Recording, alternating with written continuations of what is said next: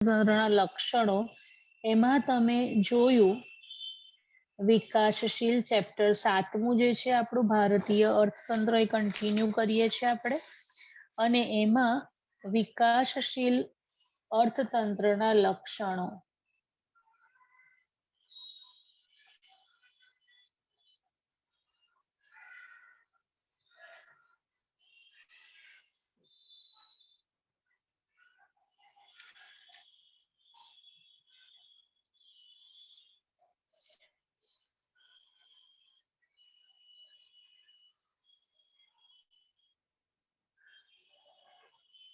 હાથ નીચે મૂકી તો દુખી જવાનો મારો હાથ આવે.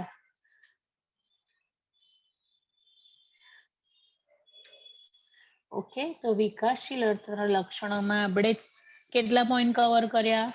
ચાલો હવે હેડિંગ મોડે કરતા જવાનું છે. પહેલો પોઈન્ટ મેં તમને સમજાવ્યો આર્થિક વૃદ્ધિ 3.5%, 6.8%, ફરી 5%. શું બોલીએ તમે સમજી ગયા હશો. બીજું, રાષ્ટ્રીય આવકમાં વિવિધ ક્ષેત્રનો ફાળો. એમાં મેં તમને સમજાવ્યું કે કોષ્ટક તમે જે યાદ રાખશો એમાં વર્ષ 2014-15 યાદ રાખવાનું અને એની સરખામણી આપણે 1950-51 સાથે કરવાની છે. ત્રીજો મુદ્દો આપણે શીખ્યા માથાદીઠ આવક. બરાબર, એમાં રૂપિયામાં માથાદીઠ આવકની સરખામણી આપી છે 50-51ની 2013-14 સાથે. 4.5 ગણી આવક થઈ આપણી. બરાબર, એનું કારણ છે કે શરૂઆતના વર્ષોમાં માથાદીઠ આવકનો વૃદ્ધિ દર ખૂબ નીચો હતો 1.6, જે 5.5 આપણો પછીથી થયો છે. ચોથો જે પોઈન્ટ છે એ છે રોજગારીનું સ્તર. આની આપણે વાત કરતા હતા અને એમાંથી આપણે કન્ટિન્યુ કરીશું. કોષ્ટક આગળ આપણે લખ્યું જ છે એમાં 1951 જે છે એ 1951ની સરખામણી આપણે જે કરવાની છે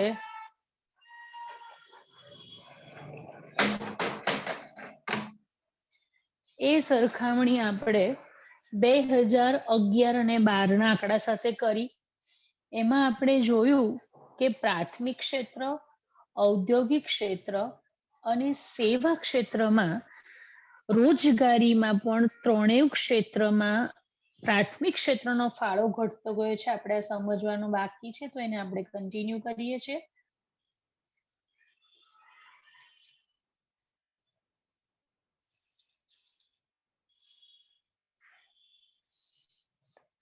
ચાલો, તો આપણે જે કોષ્ટક ડ્રો કરેલું એ once again I draw this table. 1951 પ્રાથમિક ક્ષેત્ર,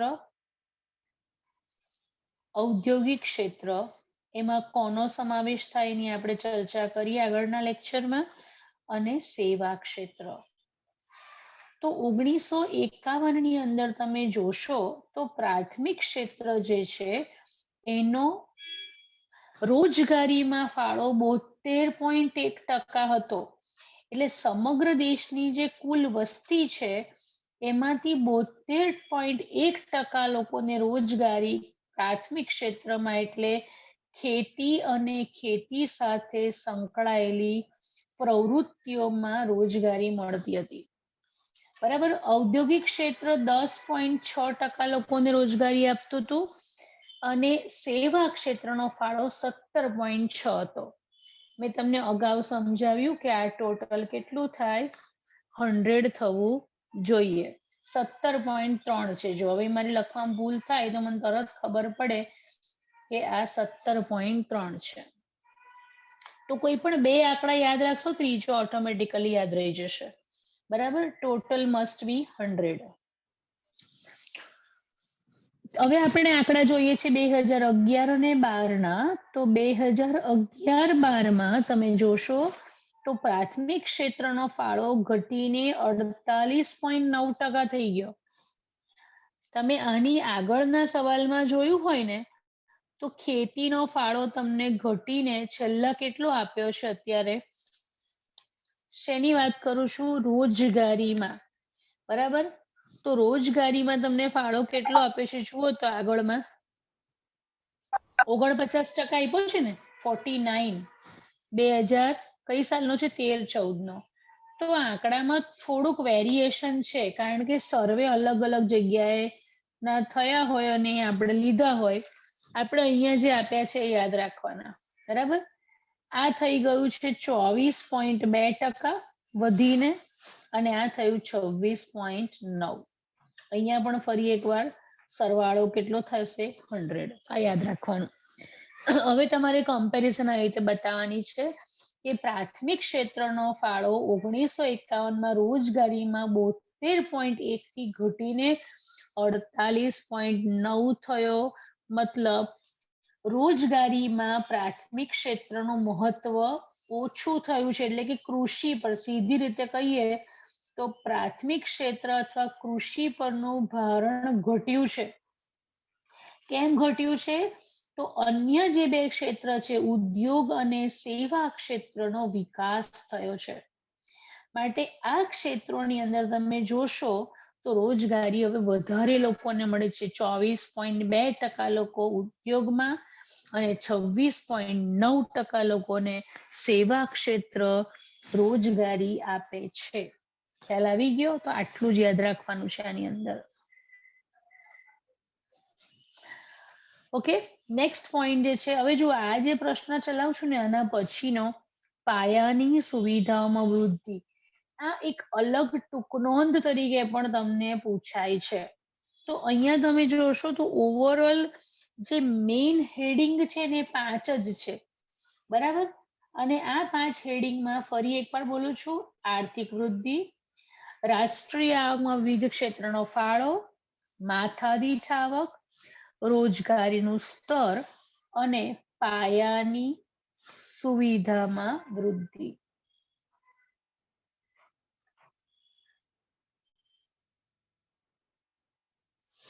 ઓકે, હવે પાયાની સુવિધાઓની અંદર અહીંયા કેટલા પોઈન્ટ એની વાત કરીએ. જુઓ, ABCD નામ આપી દઉં છું અહીંયા.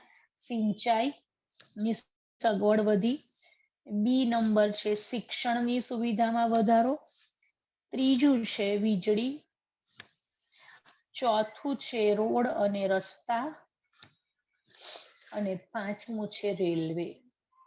તો આ એક સવાલ છે ને, અલગથી 3 માર્કમાં શોર્ટ નોટ તરીકે પૂછાય છે કે ભારતમાં પાયાની સુવિધાઓમાં થયેલી વૃદ્ધિઓ અથવા તો સુવિધાઓ વર્ણવો. તમે જોશો તો તમારા સ્વાધ્યાયની અંદર પ્રશ્નમાં આ સવાલ આપેલો છે, ચોથા પ્રશ્નમાં ચોથો. બરાબર? તો આને આપણે એવી રીતે આખો અલગ સમજીએ છીએ. ચાલો જુઓ, તો પાયાની સુવિધાઓમાં વૃદ્ધિ. પાયાની સુવિધા એટલે જેને તમે બેઝિક ફેસિલિટી કહો છો. તો આ સુવિધાઓમાં ભારત દેશે 1950-51 થી અત્યાર સુધી શું સુધારો કરી શકે આપણે એની વાત કરવાની છે. જો કોઈ પણ દેશ હોય ને, એ કોઈ પણ દેશના આર્થિક વિકાસ અને વૃદ્ધિ, અહીંયા આપણે વૃદ્ધિ શબ્દનો ઉપયોગ કરીએ છીએ, એનો આધાર દેશમાં કેટલી સુવિધાઓ છે એના પર રહેલો છે. સામાન્ય રીતે બરાબર, તમે પણ ભણો છો, તમને જેટલી સુવિધા વધારે મળે એટલું વધારે ભણવું જોઈએ. કે ભાઈ સગવડ વધારે છે તો તમે એનો પૂરેપૂરો લાભ લઈને વધુ મહેનત કરીને વધુ વિકાસની તકો તમારી પાસે છે. સગવડ નથી જેની પાસે, તમે અંતરિયાળ વિસ્તારોની અંદર જાઓ. અત્યારે તમે ઓનલાઈન એજ્યુકેશનનો લાભ લો છો, કદાચ ગામડાની અંદર દૂરના વિસ્તારોમાં જ્યાં નેટવર્ક પણ નથી હોતું, તો આવા વિસ્તારમાં ત્યાંના વિદ્યાર્થીઓ સુવિધાથી વંચિત રહે છે. બરાબર? તો ત્યાં તકલીફ પડે લોકોને. તો એવી જ રીતે કોઈ પણ દેશનું અર્થતંત્ર છે, એમાં જે પાયાની સુવિધાઓ છે, જેના હમણાં આપણે નામ લખ્યા કે વીજળી છે, શિક્ષણ છે, બરાબર, આરોગ્ય છે, સંદેશા વ્યવહાર છે, વાહન વ્યવહાર છે, આવી બધી સુવિધાઓનો જેટલો ઝડપથી વિકાસ થાય, સિંચાઈની સગવડો છે, એટલો દેશમાં પ્રગતિ ઝડપથી થાય. હવે જો અહીંયા જે છે ને શિક્ષણ અને આરોગ્ય આનો સમાવેશ સામાજિક પાયાની સુવિધાઓમાં થાય. આ બાબતો છે એ સામાજિક બાબતો કહેવાય, જ્યારે બાકીની જે અહીંયા લખી છે મેં એ આર્થિક બાબતો કહેવાય. તો આર્થિક અને સામાજિક બધી જ બાબતો દેશના વિકાસ માટે અત્યંત જરૂરી છે. ચાલો, તો એવી પહેલી બાબતની આપણે વાત કરીશું. પ્રાથમિક ક્ષેત્ર છે એટલે આપણે ખેતીને ધ્યાનમાં રાખી ને સિંચાઈની સગવડની વાત કરીએ. ભારત ખેતી પ્રધાન દેશ છે. મોટા ભાગની વસ્તી ગામડામાં રહે છે અને ખેતી માટે સૌથી અગત્યની સુવિધા છે સિંચાઈની સગવડ. તો ભારતમાં અહીંયા પણ જો આંકડા છે તમે યાદ રાખશો કે 1950-51માં ભારતમાં 22.6 મિલિયન હેક્ટર જમીન જે છે એને સિંચાઈની સગવડનો લાભ મળતો હતો. આ સુવિધા જે છે આપણે વધારી શક્યા છે. વર્ષ 2012-13માં આજે આપણે 63 મિલિયન હેક્ટર, બરાબર, આટલી જમીનને આપણે સિંચાઈની સગવડનો લાભ આપી શકીએ છીએ. બીજો એક મુદ્દો અહીંયા સમજાવ્યો છે કે આજે આપણે વાવેતર વિસ્તારની 45% વિસ્તાર, 45% વાવેતર વિસ્તાર જે છે, જો જમીન અને વાવેતર વિસ્તાર બે શબ્દનો અર્થ અલગ થાય. શું અલગ થાય બોલો, કોઈને ખબર છે?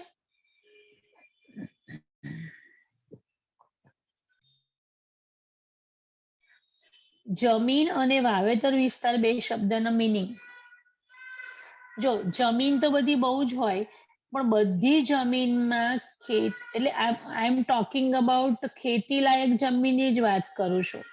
મકાનો બાંધ્યા છે એની વાત નથી કરતા. જે જમીન ખેતી લાયક છે અથવા તો ખાલી છે, બરાબર, એવી કેટલી જમીનમાં વાવેતર થાય છે એટલે ખેતી કરવામાં આવે છે એને વાવેતર વિસ્તાર કહેવાય. કેટલીક જમીન બિન ઉપજાઉ અથવા પડતર છે તો આનો સમાવેશ વાવેતર હેઠળની જમીનમાં થતો નથી. તો આપણી પાસે કેટલી જમીન જે છે જેમાં આપણે વાવેતર કરી શકીએ એમ છે, એમાંની 45% જમીનને આપણે આજે સિંચાઈની સગવડો પૂરી પાડીએ છીએ. તો આ એક પ્રગતિ કરી છે આપણે 1951 થી આજ સુધીમાં. ખ્યાલ આવી ગયો? તો આટલું યાદ રાખવાનું ફરી એકવાર. કેટલી જમીનને સિંચાઈનો લાભ મળતો હતો? 22.6 મિલિયન હેક્ટર 50-51માં. આજે 63 મિલિયન હેક્ટર થઈ ગયું છે પ્રમાણ. અને કુલ જમીનની 45% જમીનોને સિંચાઈનો લાભ વાવેતર વિસ્તાર હેઠળની છે એને મળે છે. ચાલો, બીજો પોઈન્ટ લઈએ છે આપણે અને એ છે શિક્ષણની સુવિધા. બીજો મુદ્દો.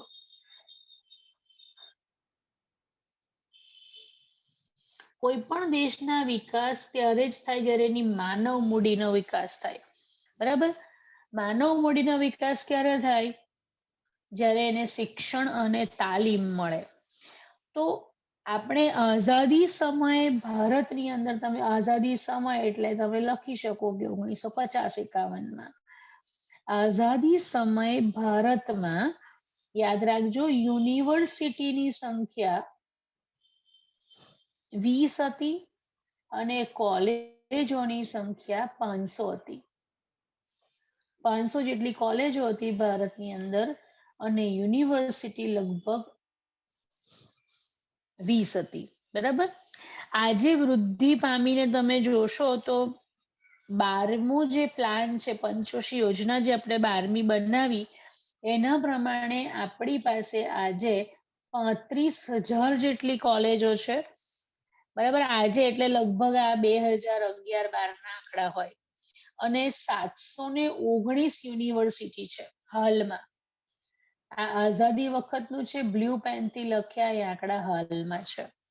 તો આમ આપણે સાક્ષરતા દર, તમને બહુ નવાઈ લાગશે જાણીને, સાક્ષરતા દર આઝાદી વખતે આપણો 18.33 હતો. સાક્ષરતા એટલે શું ખબર છે?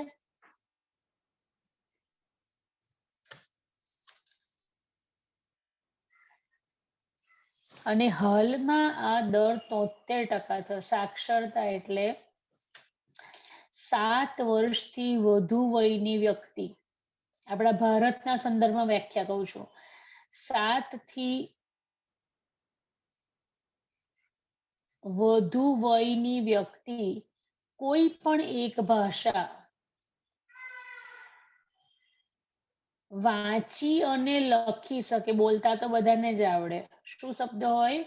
વાંચી અને લખી શકતી હોય એવી વસ્તીના દરને સાક્ષરતા દર કહેવાય. તો આઝાદી વખતે 100 માંથી એક ભાષા લખતા અને વાંચતા આવડતી હોય ને એવા લોકો 18.33 જ હતા. બાકીના બધા અંગૂઠા છાપ હતા. લખતા એ નતું આવડતું લોકોને. બરાબર. તો આ રેશિયો આજે આપણે વધારીને 70 કર્યો છે. કયા રાજ્યમાં 100% સાક્ષરતા છે ખબર છે તમને? કેરળમાં હોય શકે. કેરળમાં હોઈ શકે ને, કેરળમાં જ છે 100%. Very good. કેરળ એવું રાજ્ય છે ભારતનું એકમાત્ર જ્યાં સાક્ષરતા દર 100%, લિટરસી રેશિયો કહેવાય ને ઇંગ્લિશમાં, લિટરેસી રેશિયો. તો ઓનલી કેરળ સ્ટેટ જે છે એમાં લિટરસી રેશિયો ઇઝ 100 જસ્ટ નાઉ. બરાબર. તો આ આપણો એક અચીવમેન્ટ છે કે આપણે 73% વસ્તી આજે દેશની સાક્ષર છે. તો બીજો વાત કરીએ આપણે શિક્ષણ. પહેલી વાત કરી સિંચાઈની સગવડ, બીજી શિક્ષણની સુવિધા, ત્રીજો પોઈન્ટ લઈએ છીએ હવે આપણે અને એ છે વીજળીની સુવિધા.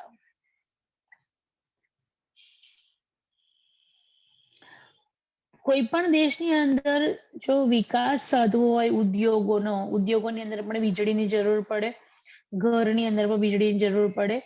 તો વીજળીનું જે ઉત્પાદન છે એમાં પણ ભારતે અભૂતપૂર્વ સિદ્ધિ હાંસલ કરી છે. એટલે એ વીજ ઉત્પાદન પણ અનેક ગણું આપણે ત્યાં વધ્યું છે.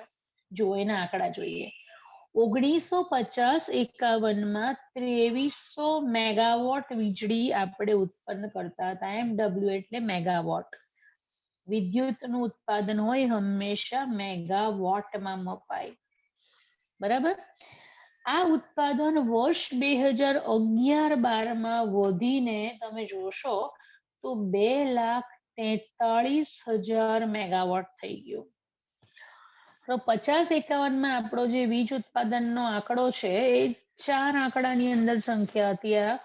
આજે આપણે 5 આંકડામાં 2 લાખ, છેલ્લા આ જુઓ ને આ 3,000, તો એનાથી પણ ઓછું હતું 2300.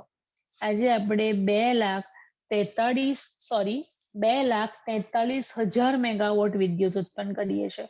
એનો મતલબ કે વીજળીની પ્રાપ્તિ પણ લોકોને પહેલા કરતા કેવી થાય છે? વધારે. ઉદ્યોગોનો વિકાસ પણ વધ્યો. બરાબર. આમાં તમારે ચોપડીમાં જેટલું લખ્યું છે ને એટલું જ લખવાનું, કોઈ જીકે નો ઉપયોગ નહીં કરવાનો. ઇકોનોમિક્સનો વિષય જે છે એ પ્રેક્ટિકલ સબ્જેક્ટ છે, એટલે તમને જાણવા માટે ઘણી બધી બીજી વાતોની આપણે ચર્ચા કરતા હોય, પણ જ્યારે એક્ઝામમાં લખો ને ત્યારે ટુ ધ પોઈન્ટ ચોપડીમાં જે લખેલું છે એ જ લખવાનું, બીજું બધું લખવાનું નહીં. ક્લિયર? રોડ અને રસ્તાની સુવિધાની વાત કરીએ. માર્ગ પરિવહન આપણે શીખી ગયા. તો અંડરલાઈન કરજો ચોપડીમાં, MCQ માં પૂછાય. ભારત જે છે બરાબર એ વિશ્વના સૌથી મોટા રોડ નેટવર્ક ધરાવનારા દેશ પૈકીનો એક છે. આપણે એકલા જ નથી. ઘણા બધા દેશોમાં તમે શોધી કાઢજો આ નંબર, નેટ ઉપર સર્ચ કરીને કાલે મને કહેજો કે રોડ નેટવર્ક જે છે ને, જેને જાળું કહેવાય, તમે ખબર 10મા ધોરણમાં કદાચ SS માં તમને નકશા આવતા હતા રસ્તામાં, રેલવે માર્ગના, આમ જાળું બતાવે અહીંથી અહીં જાય, અહીંથી અહીં જાય બધા રસ્તાઓ. તો આ સૌથી વધારે હાઈએસ્ટ રોડ નેટવર્ક ધરાવતા જે દેશો છે ને એમાંનો એક દેશ આપણો ભારત છે. બરાબર. જેમાં 48.6 લાખ કિલોમીટર લાંબા રસ્તા છે આપણી પાસે. જો હવે આગળ આ જ કદાચ આંકડો છે ને તમે જુઓ માર્ગ પરિવહનમાં, તો 4,47,105 કિલોમીટર 43 સુધીનો આપેલો હતો આંકડો. તમે કમ્પેર કરી શકશો. હું આશરે અહીંયા 4.47 લાખ લખું છું તો આટલું 1943 માં આપણી પાસે હતું. આજે આપણી પાસે 48.6 લાખ એટલે 10 ગણો થી પણ વધારે થઈ ગયું નેટવર્ક. ખ્યાલ આવી ગયો? તો આટલા બધા લાંબા રોડ છે આપણી પાસે અને જે સમગ્ર દેશને જોડે છે. તો એના પરથી સાબિત થાય છે કે ભારતે માર્ગ પરિવહન ક્ષેત્રમાં પણ ખૂબ પ્રગતિ કરી છે. પાંચમો અને છેલ્લો જે મુદ્દો છે એ છે રેલવેની સુવિધા.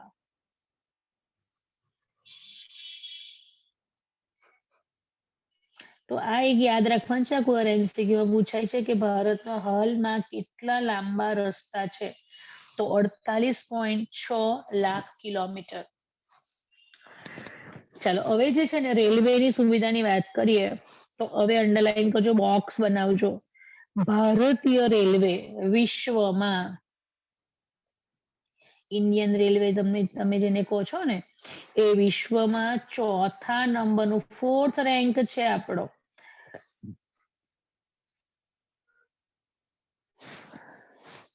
સૌથી મોટું રેલવે નેટવર્ક છે.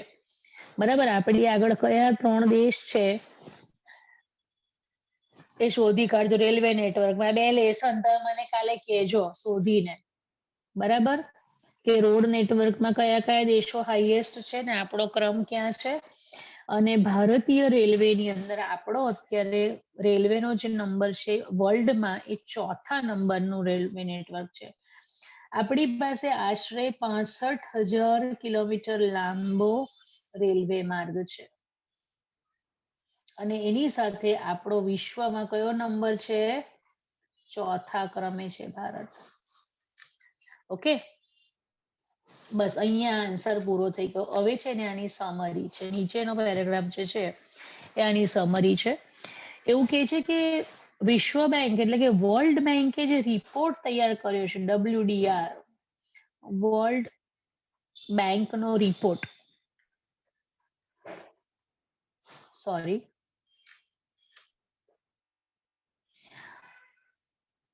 વર્લ્ડ બેંકનો જે રિપોર્ટ છે આ વર્લ્ડ બેંકના રિપોર્ટ પ્રમાણે ભારત જે છે એ સમ ખરીદ શક્તિના સિદ્ધાંત, હવે આ છે ને કોન્સેપ્ટ પછી સમજાવીશ, અત્યારે આપણે આ મુદ્દા પર કોન્સન્ટ્રેટ કરીએ.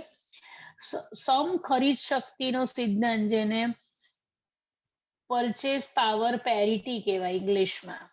બરાબર, આની ચર્ચા આપણે પછી કરશું, નેક્સ્ટ ચેપ્ટરમાં આવશે. તો એ પ્રમાણે ભારતની અર્થવ્યવસ્થાનો નંબર વિશ્વમાં 2014 પ્રમાણે 3જો નંબર હતો આપણો. બરાબર, આંતરરાષ્ટ્રીય સરખામણીનો જે કાર્યક્રમ હતો, બરાબર, એ કાર્યક્રમના 2011ના રાઉન્ડમાં પહેલો નંબર કોનો હતો? અમેરિકા, બીજો નંબર ચીન અને ત્યાર પછી ત્રીજો નંબર આપણા ભારતનો છે.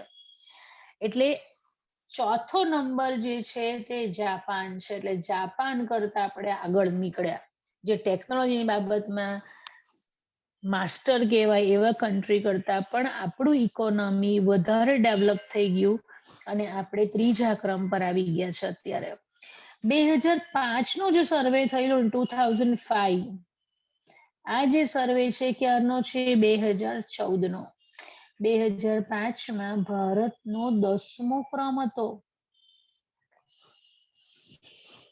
બરાબર, તો આ ક્રમ આપણે જોશો તમે તો ખાલી 2005 થી 14, એટલે આ તો પાછો 2011નો રાઉન્ડ હતો જેમાં સર્વે થયેલો 2011નો, અને આંકડા પબ્લિશ થયા 2014માં.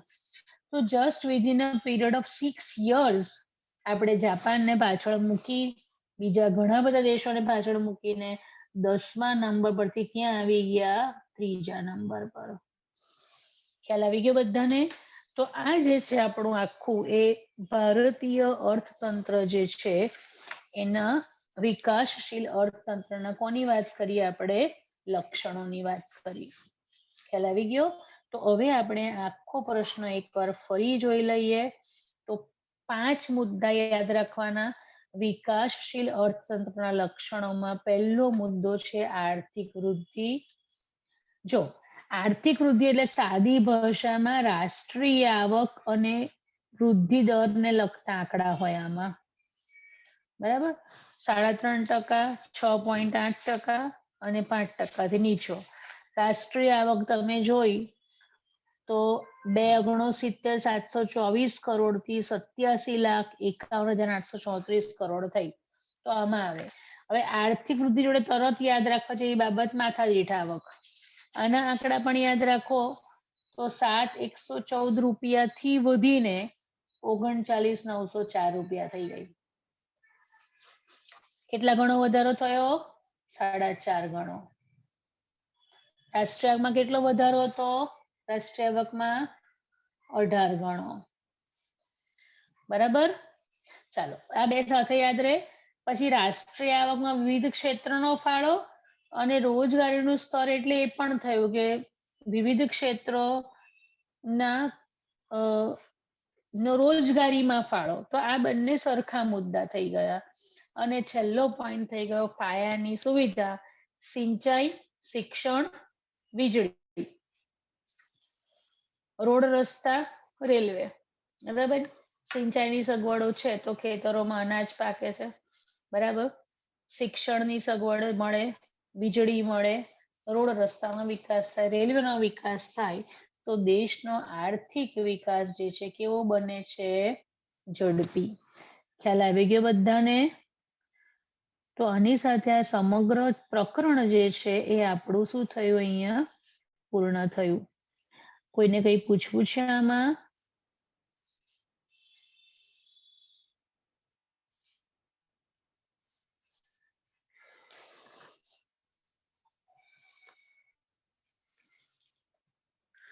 કોઈને કંઈ પૂછવું?